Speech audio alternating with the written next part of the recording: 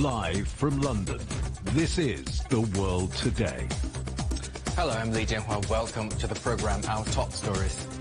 Another exodus inside Gaza. Israel's military moves back into Jabalia in the north, telling all residents to leave. Scenes of devastation in southern Brazil. More than 500,000 people homeless due to flooding, with more heavy rain on the way. And as the planet endures another month of record-breaking heat, what needs to be done to fight the climate emergency?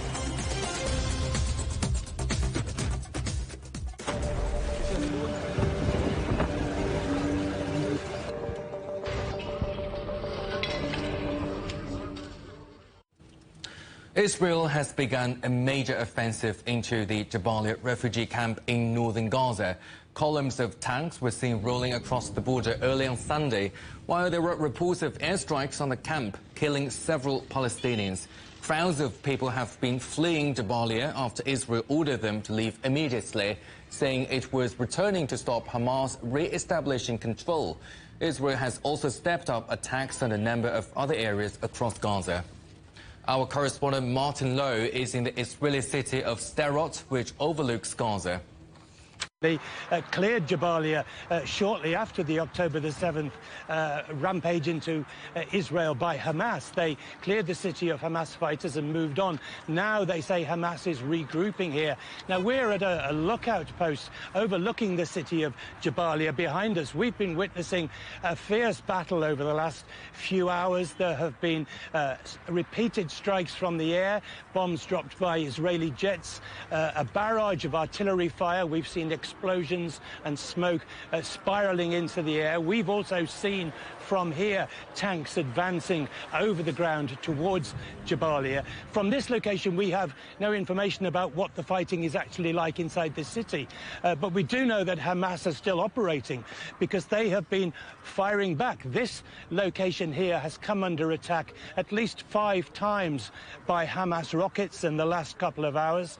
On 2 occasions, there were explosions directly above our heads as the Iron Dome missile system intercepted the incoming rockets. They were so close. This is actually a piece of debris from one of those incoming rockets that fell down on the ground just behind us. We heard an alarm literally 5 or 6 seconds before the rockets arrived. We just had time to dive for cover behind a wall. But it is clearly intense fighting on both sides. And yes, now the Israeli Defense Forces have announced that they say, killed 170 Hamas fighters in the last 24 hours in Jabalia. We can't confirm that. But clearly, a major operation is underway and is continuing here. And Marta, it's reported that President Joe Biden is offering Israel sensitive U.S. intelligence on the location of senior Hamas fighters. And in return for halting the Rafah operation, how much is that true? Well, the Rafah operation is going ahead at quite a pace.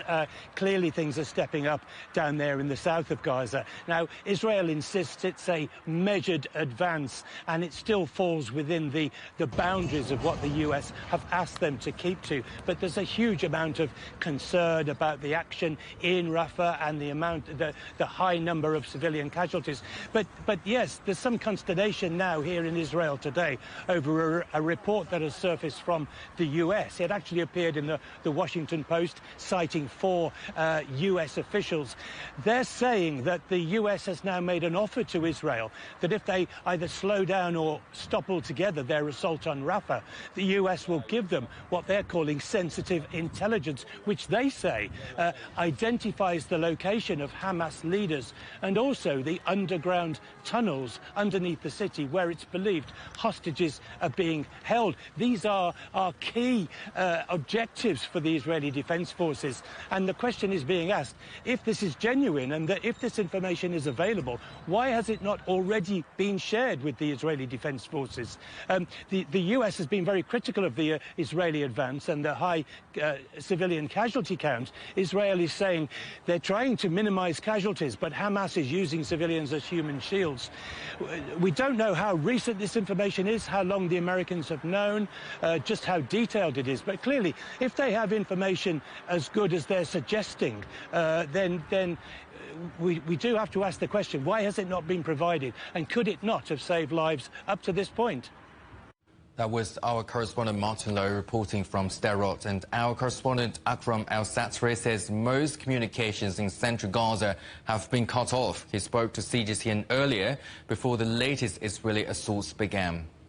Around 1/3 of Rafah city was ordered to leave their different areas, around 4 blocks, and some equivalent amount of people were asked also to move from this very same areas around 3 days ago. Around 1.2 million, around 200,075 Gazans living in Rafah were asked also to leave.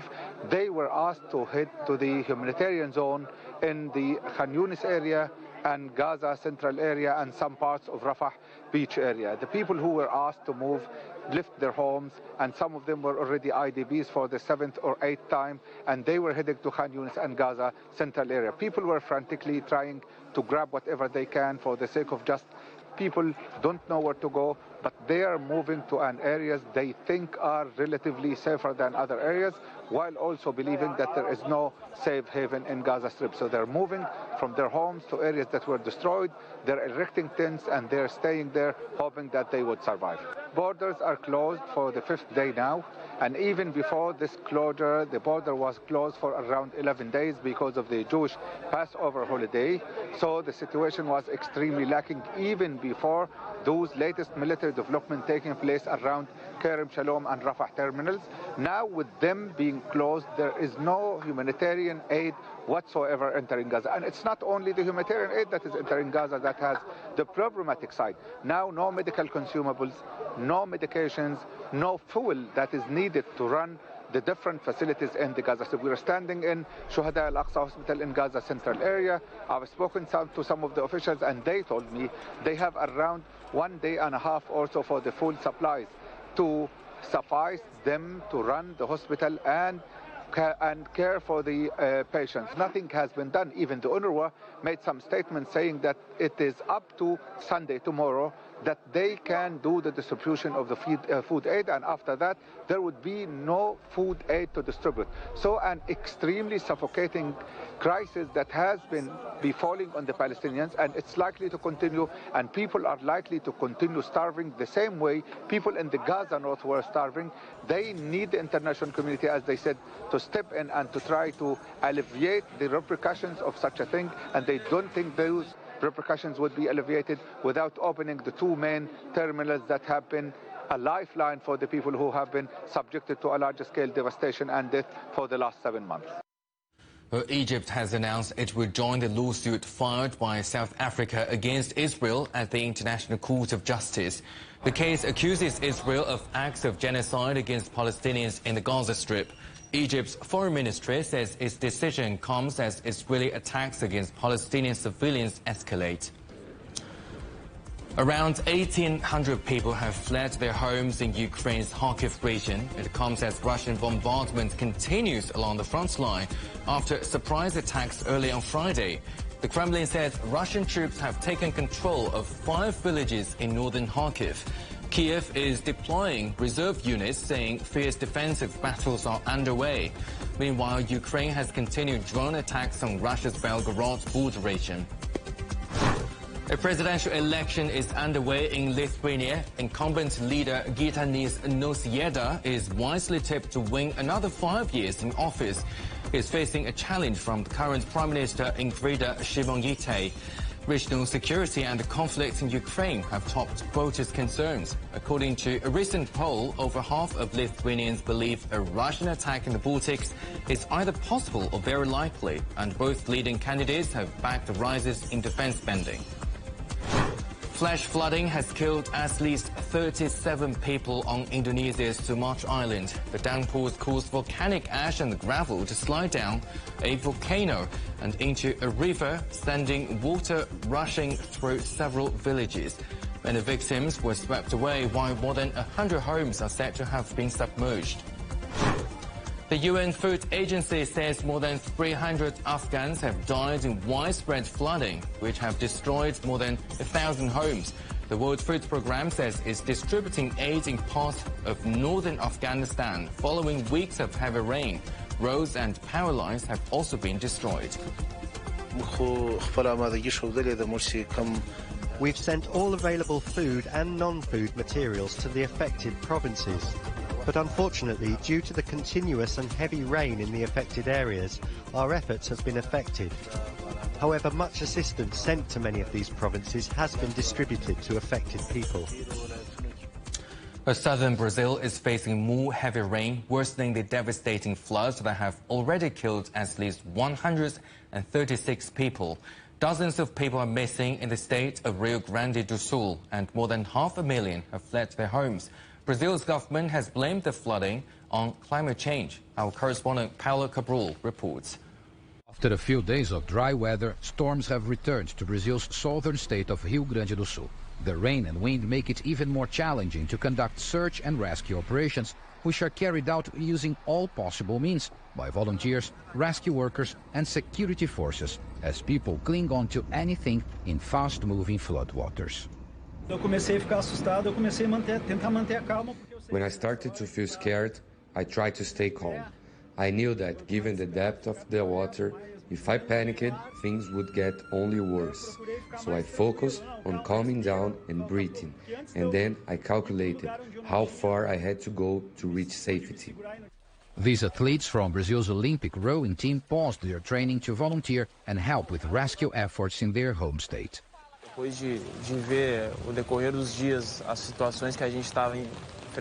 After seeing the situation unfolding in recent days, what all the people of Rio Grande do Sul are facing, we saw our family, friends and colleagues in need. Evaldo and I talked a lot and decided to give up the pre-Olympics to focus our energies here, to help our families and friends. With the water yet to recede, at least 70,000 people are seeking refuge in shelters across Rio Grande do Sul. Many had to leave their homes before the flood waters arrived, as further inundation remains a risk, especially with the rain returning to the region.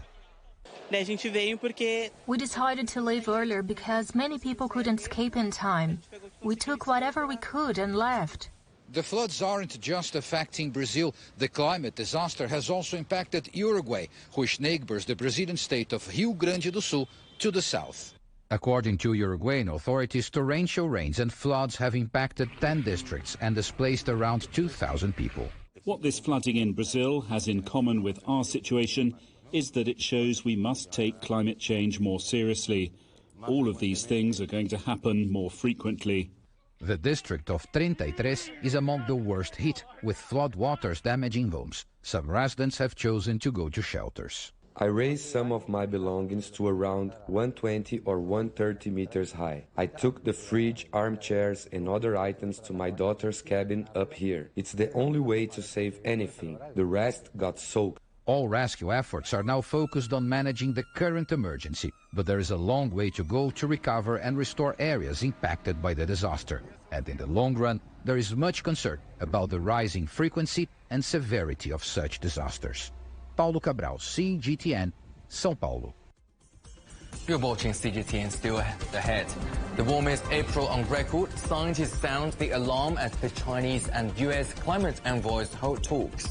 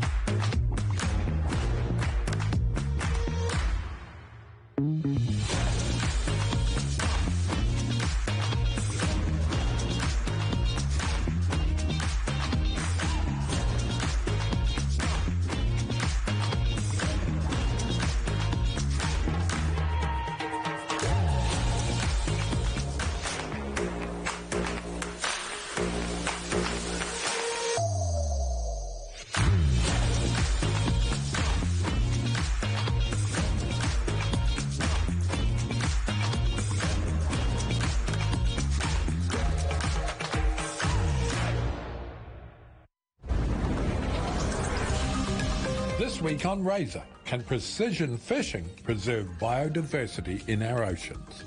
There's a lot of things can happen between the point we've dropped the net in and we take it out, and if we want to fish more precisely and catch more of the right fish and less of the wrong fish and have less of an impact on the environment, we've got to understand what we're doing.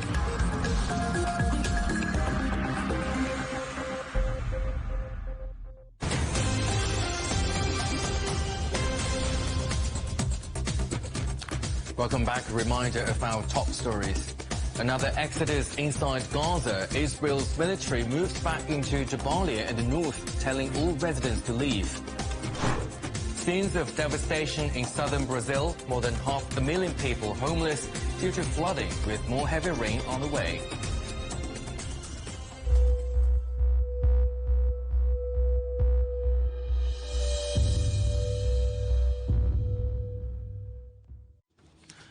Earlier this week, scientists confirmed the world experienced its hottest April since records began. Both the European Union's Copernicus Climate Change Service and the World Meteorological Organization said this was the 11th consecutive month of record heat.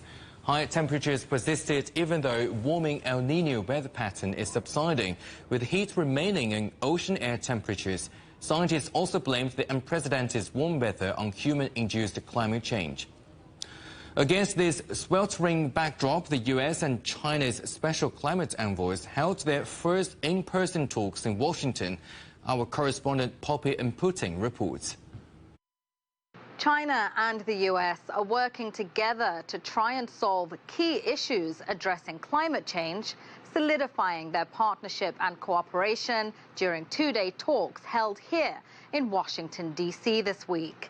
This as global warming targets set by the 2015 Paris Agreement hit alarming levels, exceeding 1.5 degrees Celsius earlier this year.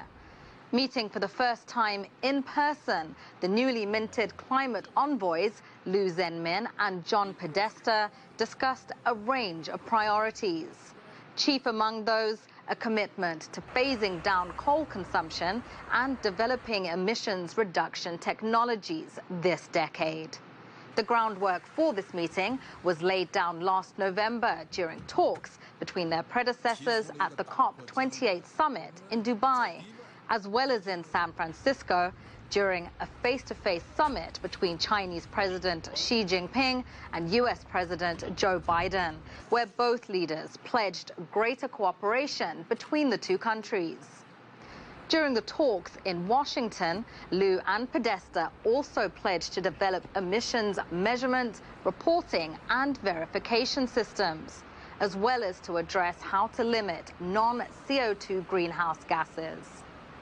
Greenpeace East Asia lauded the meeting's outcome in a statement, saying, quote, "This first face-to-face meeting between the two new envoys shows that they don't take the opportunity lightly.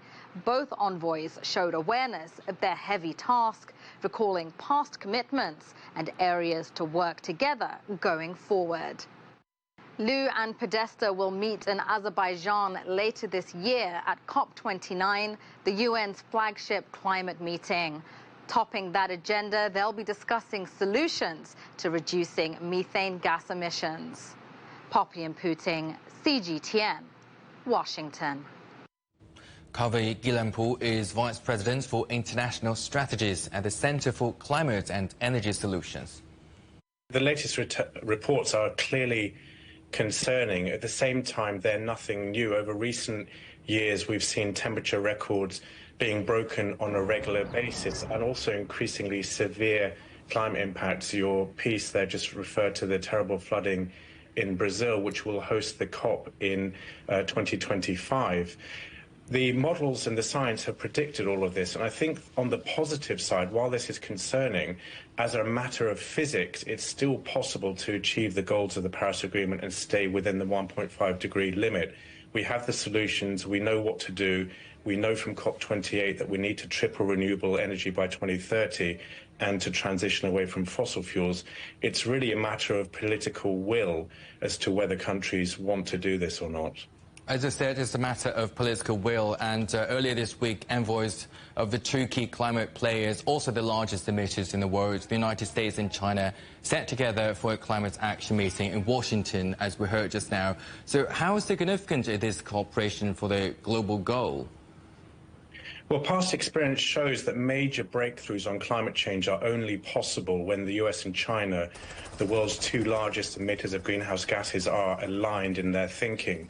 And the readout from that recent meeting that you referred to is really encouraging for two reasons. Firstly, to establish that personal relationship between the new climate envoys. In previous years, the relationship between Secretary Kerry and Xie Xianhua was really vital in terms of major breakthroughs such as the agreement of the Paris Agreement in 2015. So that personal relationship will be very important going forward, and it's great that they met in person. But also the substance of that meeting and what was discussed was really encouraging. They discussed things like taking forward the notion of tripling renewable energy and moving away from fossil fuels. They emphasized that new climate targets have to be submitted in early 2025 that are consistent with limiting temperatures to 1.5 degrees Celsius. And importantly, they also emphasized ongoing cooperation on reducing methane emissions, which is really a low-hanging fruit, where the technology and the policies needed to reduce emissions are known, but it's a very significant greenhouse gas. So in all those areas, it's really encouraging that the two countries are cooperating. And we know it is not only about talk the talk, but to walk the walk. So what practical steps will we see being taken on climate policy and implementation fronts internationally in the months to come? Well, 2024 is an important year for climate policy in three main areas. First of all, as I said, new climate targets are required in the first quarter of 2025. So the rest of 2024 will be really vital for countries to prepare those new climate targets and the policies to implement them. And cooperation between countries such as US and China on things like taking forward the tripling of renewable energy will be really critical to that.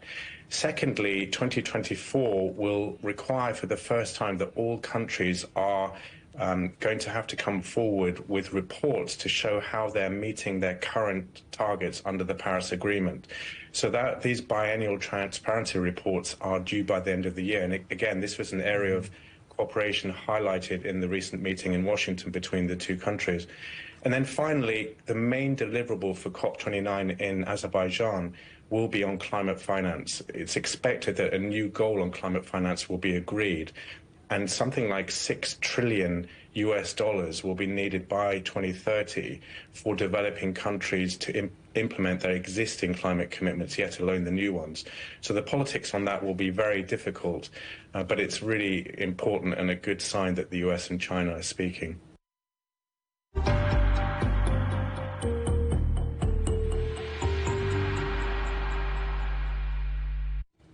The war in Ukraine has claimed many lives and affected countless others. While the human cost is largely documented, the impact on pets and other animals has also been huge. Packs of abandoned dogs now roam wild in bombed-out areas in the south and near the front line. There are some people determined to risk their lives to save animals and ship them to safer places, including Spain, from where our correspondent Cam Brown reports. Say hello to Varuna, the happiest dog on two wheels. But Varuna nearly didn't make it when she was shot in the Ukraine, a bullet lodging in her spine. She was rescued by animal lover Victoria Shevchuk. And the man, the problem is that we have a lot of homeless dogs, so he decided to shoot her, and she stayed 5 days in the street. So without food, without water, she was crying, and the neighbors started to call. In the south of Ukraine, we have thousands of dogs because people are traveling, people are leaving their homes. And of course, most of the dogs stay there. So it's a big problem. An operation removed part of the bullet but left Varuna paralyzed. She and 3 other disabled dogs, Vaya, Buddy and Patito, were trapped 15 kilometers from a military base in Yavoriv village near the Polish border, an obvious target for Russian attacks. That's when Victoria and other animal protectors contacted Bichos Raros, or wonderful creatures, a Spanish animal shelter run by Maria and Marco, an hour from central Madrid. After a 5,000-kilometre journey with some brave volunteers who risk their lives to rescue animals, Varuna is now safe in Spain with Victoria. And Vaya, Buddy and Patito live happily together at the shelter with Maria and Marco. Wonderful Creatures is an association that takes in disabled or chronically ill dogs and cats. We try to rehabilitate them and put them up for adoption so they can live a dignified life. When an animal comes here with us, it's guaranteed to be happy. If someone wants to adopt them, then they're free to go, and we're delighted. But if not, they'll always have a home here. For us, seeing our loved ones happy, that's our happiness, and that's the reason behind everything that we do.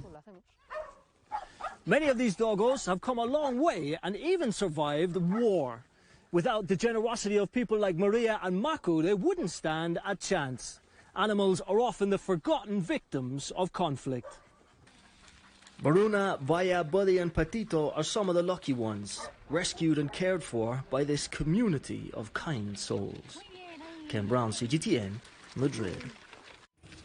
Again, our headlines. Another exodus inside Gaza. Israel's military moves back into Jabalia in the north, telling all residents to leave. And scenes of devastation in southern Brazil. More than 500,000 people homeless due to flooding, with more heavy rain on the way. And that is the world today. Thanks for watching. There is more on CGTN Europe's channel, on the Telegram app, or scan the QR code on the screen to get stories and updates sent direct to your phone. More news at the top of the hour. Coming up next is Razor. For now, from all the team in London, goodbye.